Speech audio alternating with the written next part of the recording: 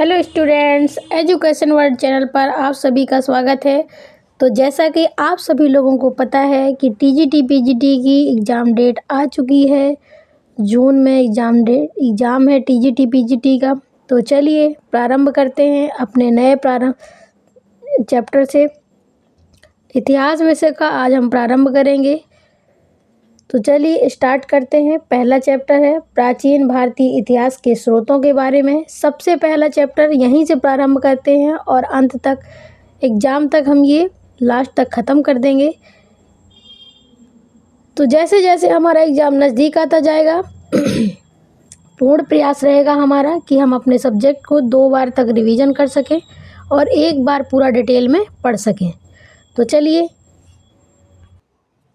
तो हमारा पहला टॉपिक है भारतीय इतिहास के स्रोत के बारे में। जानेंगे कि कौन कौन से स्रोत हैं इतिहास को जानने के, कहाँ कहाँ से हमें इतिहास के बारे में जानकारी मिलती है और किन किन माध्यमों से हमें जानकारी मिलती है कि हमारा प्राचीन इतिहास कैसा था, मध्य इतिहास कैसा था। तो सबसे पहले हम देखेंगे पुरातात्विक स्रोतों के बारे में, साहित्यिक स्रोतों के बारे में और विदेशी यात्रियों के विवरण के बारे में। जो विदेशी लोग आए उन्होंने जो अपने यहाँ के कल्चर को देखा और अपनी पुस्तकों में लिखा, उन पुस्तकों से हमें जानकारी मिलती है कि हमारा प्राचीन इतिहास कैसा था या पहले कैसे लोग रहते थे, समाज कैसा था वहाँ, पहले सामाजिक स्थिति क्या थी, रहन सहन क्या था, खान पान क्या था। तो इन सभी की जानकारी हमें इन स्रोतों के माध्यम से मिलती है। तो चलिए पढ़ना स्टार्ट करते हैं। सबसे पहले पुरातात्विक स्रोत के बारे में पढ़ेंगे। पुरातात्विक स्रोत है जो वह एक विज्ञान है जो भूगर्भिक साक्ष्यों के द्वारा प्राचीन काल के लोगों के भौतिक जीवन के संदर्भ में ज्ञान प्रदान करता है। तो जो पुरातात्विक स्रोत है जो वह एक विज्ञान के रूप में कार्य किया और प्राचीन काल के लोगों के भौतिक जीवन के संदर्भ में ज्ञान प्रदान किया, जानकारी प्रदान की। पुरातात्विक स्रोतों को प्राचीन भारत को जानने का सर्वाधिक साधन माने या प्रभावी साधन माने तो वह पुरातात्विक स्रोत ही हैं। सबसे पहले हमें पुरातात्विक स्रोतों के माध्यम से ही जानने का साधन मिला और इससे जानकारी प्राप्त हुई कि प्राचीन काल में लोग कैसे रहते थे, सामाजिक स्थिति क्या थी। वह पहला व्यक्ति पुरातात्विक विद कहलाया जिसने पुरातात्विक स्रोतों का अध्ययन किया। उस व्यक्ति को पुरातात्विक विद कहा गया। अधिकांश पुरातात्विक साक्ष्य प्राचीन टीलों की खुदाई से प्राप्त हुए हैं। जितने भी हमने प्राचीन काल में खुदाई की उन सभी से हमें जानकारी मिलती है कि विभिन्न संस्कृतियाँ, बस्तियाँ आदि सभी के विषय में जानकारी उन टीलों से जब हमें खुदाई की गई तो हमें जानकारी मिली। पुरातत्व उत्खनन से प्राप्त भौतिक अवशेषों को विश्लेषण के माध्यम से जानकारी मिली कि हमारी प्राचीन संस्कृति कैसी थी, सामाजिक जीवन कैसा था, भौतिक जीवन कैसा था। साथ साथ जब हमने उन स्थलों को खोदा और वहाँ से जो प्रारंभ हुए अस्थियाँ, कंकाल, हड्डियाँ, उन सभी से जानकारी प्राप्त मिलती है। प्रमुख जैसे कि कुछ मिट्टी के बर्तन मिले, आभूषण मिले, पत्थर की दीवारों पर उत्कीर्ण चित्रकलाएं मिली, इन सभी से जानकारी हमें मिली।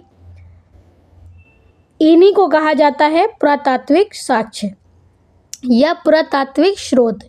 जैसे पुरातात्विक स्रोत के अंतर्गत 3 प्रकार के साक्ष्य और आते हैं, जैसे अभिलेख, मुद्रा या सिक्के, स्मारक। जैसे अभिलेख, पहले जो अभिलेख लेख लिखे गए होंगे जब खुदाई हुई तो वो हमें प्राप्त हुए, उनसे हमें जानकारी मिलती है कि पहले किस प्रकार के लेख लिखे जाते थे।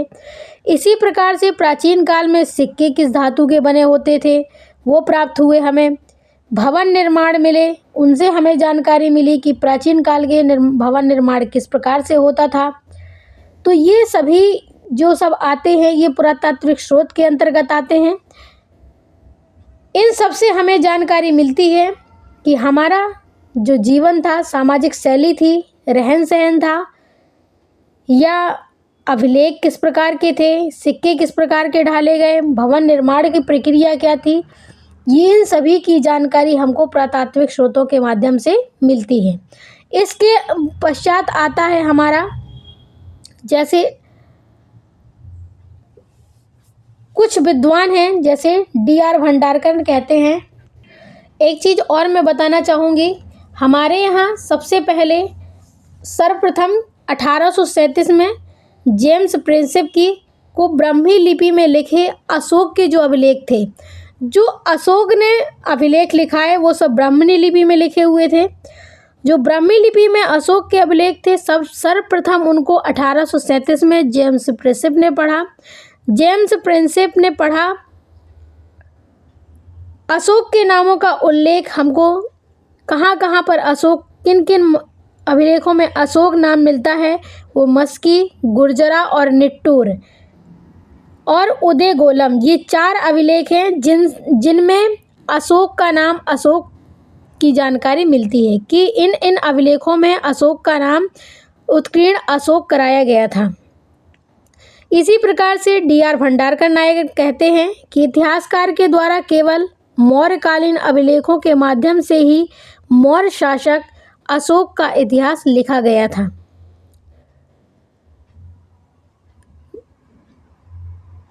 जैसे आगे क्या है, आगे देखते हैं। थोड़ा छोटे वर्ड अक्षरों में लिखा गया है, एडजस्ट करिएगा, वैसे साफ दिख रहा हो अपनी वीडियो क्वालिटी बढ़ाकर देख लीजिएगा। प्राचीन इतिहास के स्रोत विभिन्न प्रकार के थे, जैसे हमने पढ़ा पुरातात्विक स्रोत, साहित्यिक स्रोत, विदेशी यादियों का विवरण। अब पुरातात्विक स्रोत के अंतर्गत हमने अभिलेखों को पढ़ा, स्मारकों को पढ़ा, मोहरें, मुद्राएं और मूर्तिकला और चित्रकला को पढ़ा। इसी के अंतर्गत जो साहित्यिक स्रोत आएगा वह धार्मिक साहित्य आएगा और लौकिक साहित्य आएगा। धार्मिक साहित्य में हमने देखा ब्राह्मण साहित्य और ब्राह्मणेतर साहित्य। ब्राह्मण साहित्य में आएगा वेद, उपनिषद, अरण्य, पुराण, स्मृति, महाकाव्य। महाकाव्य में 2 आएंगे, रामायण और महाभारत। ब्राह्मण ग्रंथ आएंगे, वेदांग आएगा और सूत्र साहित्य आएगा। इसी के अंतर्गत ब्राह्मणेतर साहित्य में बौद्ध ग्रंथ आते हैं और जैन ग्रंथ आता है। इसके पश्चात हमने लौकिक साहित्य को यहाँ पर देखा, ऐतिहासिक ग्रंथ आया, जीवनी आई और कल्प साहित्य आया। विदेशी यात्रियों के विवरण में जो विदेश से आए हुए यात्री थे सभी, सबसे पहले जिनमें आता है फाहियान, हेनसांग और इत्सिंग। ये फाहियान सबसे पहले आता है। ये तीनों चीनी यात्री थे। कुछ यूनानी और रोमन लेखक भी आए, जैसे टीसियस, हेरोटियस, सिकंदर, मैगस्थनी, डायमेकस, डायनोसियस, टॉलमी और प्लिनी।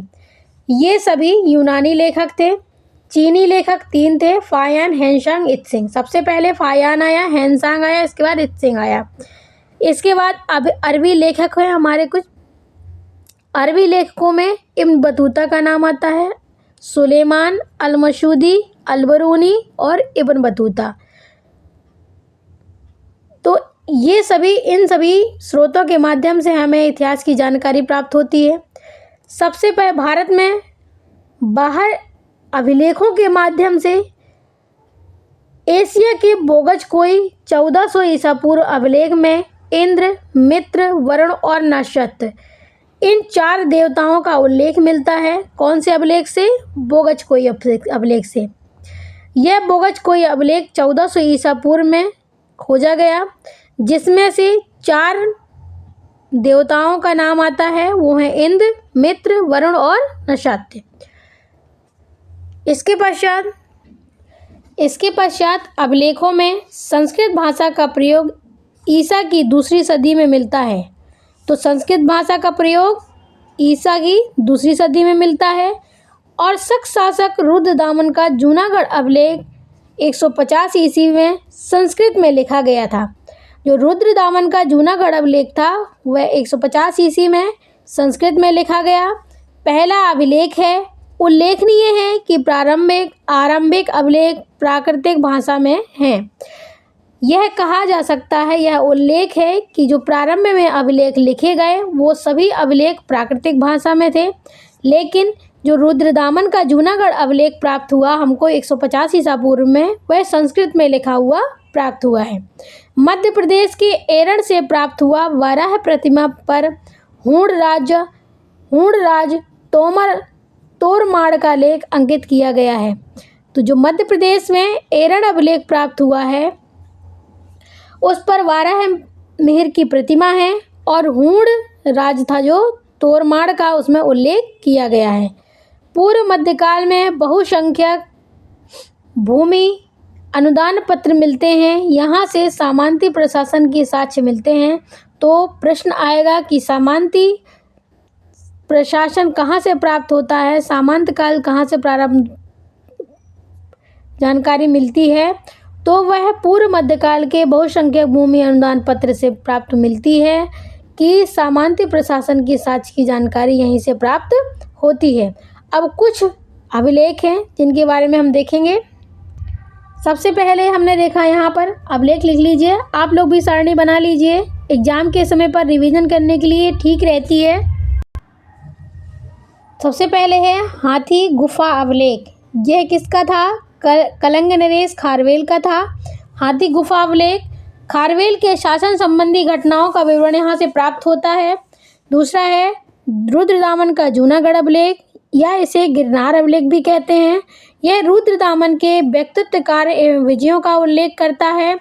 इसी प्रकार से नासिक अभिलेख गौतमी वल्लभी का है, वल्लभ श्री का है। गौतमी पुत्र सातकर्णी की उपलब्धियों का विवरण मिलता है गौतमी वल्लभी श्री का, ये नासिक अभिलेख है। इसके बाद समुद्रगुप्त का आता है प्रयाग प्रशस्ति अभिलेख, इसमें समुद्रगुप्त की विजय एवं नीतियों का विवरण किया गया है और इन विजय और नीतियों का विवरण इनके जो दरबारी कवि थे हरिसेन, उन्होंने उल्लेख किया है। इसी प्रकार से आगे देखते हैं भीतरी स्तंभलेख, यह स्कंदगुप्त का है। स्कंदगुप्त के जीवन की महत्वपूर्ण घटनाओं का विवरण मिलता है। इसके पश्चात एरन स्तंभलेख, यह बुद्धगुप्त का है। भगवान विष्णु का सर्वप्रथम उल्लेख का साक्ष्य यहीं से मिलता है। तो एग्जाम में आ जाएगा भगवान विष्णु का सर्वप्रथम उल्लेख किस साक्ष्य से प्राप्त होता है, तो वह एरन स्तंभलेख से, जो बुद्धगुप्त का है। ऐहोल अभिलेख, यह पुलकेशन द्वितीय का है। पुलकेशन द्वितीय और हर्षवर्धन के बीच हुए युद्ध का विवरण इस पर मिलता है। मंदसौर अभिलेख मालवा नरेश यशोधर्मन का है। यशोधर्मन की सैनिक उपलब्धियों का वर्णन मंदसौर के अभिलेख से प्राप्त होती है। देवपाड़ा अभिलेख विजयसेन का है। बंगाल के सैन्य वंशी शासक का उल्लेख मिलता है। ग्वालियर प्रशस्ति प्रतिहार शासक मिहिर भोज का है। मिहिर भोज के शासन का विवरण मिलता है। इसके पश्चात आता है गरुड़ स्तंभलेख, यह हेलियोडोरस का है। द्वितीय शताब्दी ईसा पूर्व के मध्य भारत में भागवत धर्म विकसित होने का प्रमाण गरुड़ स्तंभलेख या वेशनगर विदिशा के स्तंभलेख से जानकारी प्राप्त होती है। जो यह हेलियोडोरस का अभिलेख है, गरुड़ स्तंभलेख वेशनगर यानी विदिशा, यह द्वितीय शताब्दी ईसा पूर्व के मध्य भारत में भागवत धर्म विकसित होने का प्रमाण प्राप्त यहीं से प्राप्त होता है। अभिलेखों में प्रयुक्त लिपियां दी गई हैं, जिसमें से जिन जिन लिपियों का हमारे प्राचीन काल में प्रारंभ हुआ या विकास हुआ, सबसे पहले है ब्राह्मी लिपि। यह लिपि बाएं से दाएं लिखी जाती थी और अशोक के अधिकांश अभिलेख इसी लिपि में लिखे गए हैं। इसके पश्चात खरोष्ठी लिपि आती है। यह लिपि दाएं से बाएं लिखी जाती है। ब्राह्मी लिपि लिखी गई बाएं से दाएं और खरोष्ठी लिपि लिखी गई दाएं से बाएं। अशोक के दो शिलालेख सहबाजगढ़ी और मानसेरा इसी लिपि में प्राप्त होता है। जो अशोक के दो अभिलेख हैं सहबाजगढ़ी और मानसेरा अभिलेख, ये खरोष्ठी लिपि में लिखे गए हैं। इसके पश्चात ग्रीक एवं अरमाइक लिपि आती है। यह अभिलेख अफगानिस्तान से, खरोष्ठी लिपि में अभिलेख पाकिस्तान से और सहबाजगढ़ी तथा मानसेरा से ब्राह्मी लिपि में अभिलेख प्राप्त हुए हैं। मतलब कहने का मतलब यह है कि ग्रीक और अरमाइक लिपि के जो अभिलेख हुए हैं वह अफगानिस्तान से प्राप्त हुए हैं। खरोष्ठी लिपि के अभिलेख पाकिस्तान से और सहबाजगढ़ी मानसेरा से ब्राह्मी लिपि के अभिलेख प्राप्त होते हैं। इसके पश्चात भवन निर्माण से हमें किस प्रकार की जानकारी मिलती है? यह एक संरचना ऐसी संरचना है जो विशेष किसी व्यक्ति या महत्वपूर्ण घटना की स्मृति से बनाई जाती है। स्मृति में बनाई गई यह जानकारी या स्मारक, जिससे यह पता चलता है कि वे प्राचीन काल में किस प्रकार के स्मारक बनाए जाते थे, भवन निर्माण किया जाता था। देशी तथा विदेशी में विभाजित कर देखा जा सकता है कि किस प्रकार के साक्ष्य हमें प्राप्त होते हैं। विदेशों से प्राप्त स्मारक में दक्षिण पूर्व एशिया से अनेक स्मारक मिलते हैं, लेकिन जिसमें जावा और बोरोबुदुर स्तूप, कंबोडिया के अंकोर वाट मंदिर का उल्लेख प्राप्त हुआ है हमें। हड़प्पा, मोहनजोदाड़ो इत्यादि देशी स्मारक हैं जो हमारे देश से प्राप्त हुए हैं, जबकि कंबोडिया का अंकोर वाट मंदिर, जावा से प्राप्त बोरोबुदुर स्तूप, महायान संप्रदाय के बौद्ध स्तूप बाली से प्राप्त मूर्तियां विदेशी स्मारक के अंतर्गत आती हैं। इसी के अंतर्गत हम देखते हैं कि जो हिंदू कला एवं सभ्यता के विकास की पुष्टि हमें जो प्राप्त पुष्टि होती है, वह देवगढ़ के दशावतार मंदिर से प्राप्त होती है जो झांसी में स्थित है।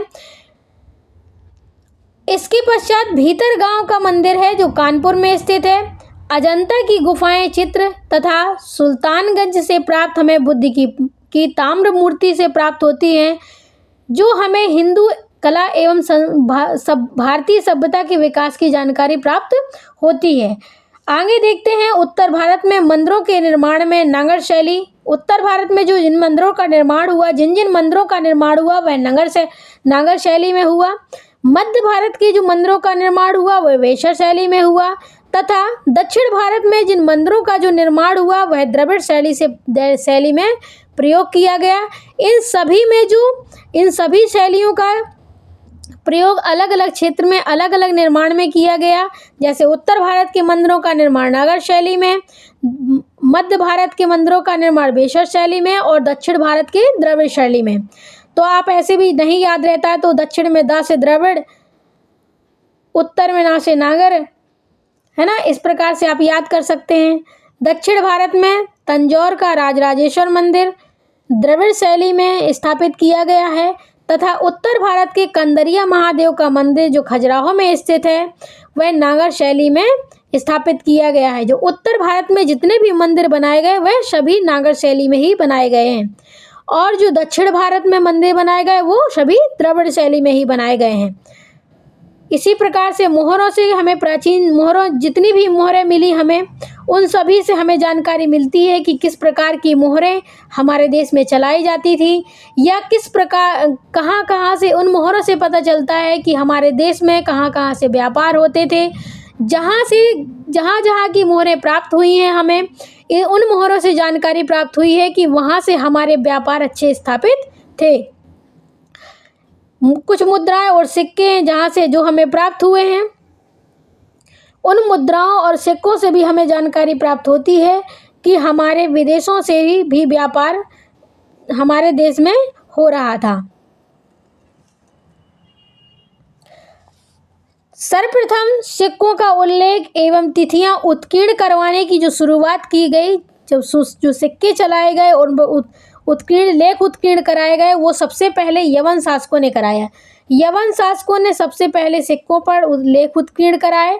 सर्वप्रथम स्वर्ण मुद्राएं हिंदू यूनानियों ने जारी की। जो सर्वप्रथम हिंदू यूनानियों ने स्वर्ण मुद्राएं सर्वप्रथम जारी की। सर्वाधिक जो स्वर्ण मुद्राएं वो गुप्त शासकों ने की। मतलब सर्वप्रथम जो स्वर्ण मुद्राएं हिंदू यूनानियों ने जारी की, और सर्वाधिक स्वर्ण मुद्राएं जो गुप्त शासकों ने जारी की, जबकि सर्वाधिक स्वर्ण सिक्के कुषाण शासकों द्वारा जारी किए गए हैं। सातवाहन शासकों द्वारा शीशे के सिक्के जारी किए गए, और समुद्रगुप्त कालीन सिक्कों से हमें समुद्रगुप्त की वीणा बजाती हुई प्रतिमा दर्शाया गया सिक्का प्राप्त हुआ है। इससे उस सिक्के से हमें यह प्रतीत होता है कि समुद्रगुप्त संगीत प्रेमी था। समुद्रगुप्त और कुमारगुप्त की अश्वमेघ शैली की मुद्राओं से अश्वमेघ यज्ञ की सूचना मिलती है। जैसे कुछ प्राचीनतम सिक्के हैं प्राचीनतम सिक्के सोने, चांदी, तांबे, कांसे और शीशे से निर्मित होते थे। इन सिक्कों पर केवल चिन्ह उत्कीर्ण और कोई लेख नहीं है। ये सिक्के ईसा पूर्व 5वीं सदी के हैं। तो कब के हैं ये? 5वीं सदी के हैं, जिन पर कोई लेख नहीं लिखा गया था। इन सिक्कों को पंचमार्गड या आहत सिक्के कहा जाता है। तो जो हमें प्राचीन काल के सिक्के प्राप्त हुए हैं सोने, चांदी, तांबे, कांसे, शीशे के, उन पर कोई लेख उत्कीर्ण नहीं था, केवल चिन्ह उत्कीर्ण किए गए थे। तो उन्हीं सिक्कों को, ये 5वीं सदी में प्राप्त हुए हैं, तो उन्हीं सिक्कों को हम पांचमार्ग या आहत सिक्के कहते हैं। सिक्कों का प्रयोग क्रय विक्रय में किया जाता था, वेतन देने में किया जाता था। चंद्रगुप्त द्वितीय विक्रमादित्य की व्याघ्र शैली मुद्राओं से उसकी पश्चिम भारत की विजय की जानकारी प्राप्त होती है। तो ये हमारा आज का लेक्चर था। आप सभी को अच्छा लगा हो तो कमेंट करके ज़रूर बताइएगा, और इसी चैप्टर का हम नेक्स्ट लेक्चर कल प्रस्तुत करेंगे, कल लाएंगे। जो जितनी भी जानकारियाँ हमको बची हुई हैं हम नेक्स्ट पार्ट में बताएंगे। तो ये आपको हमारा लेक्चर अच्छा लगा हो तो दिल से लाइक कीजिएगा, सब्सक्राइब कीजिएगा, कमेंट करके फिर बताइएगा आपको हमारा लेक्चर कैसा लगा। फिर मिलते हैं एक नेक्स्ट वीडियो के साथ, तब तक के लिए धन्यवाद।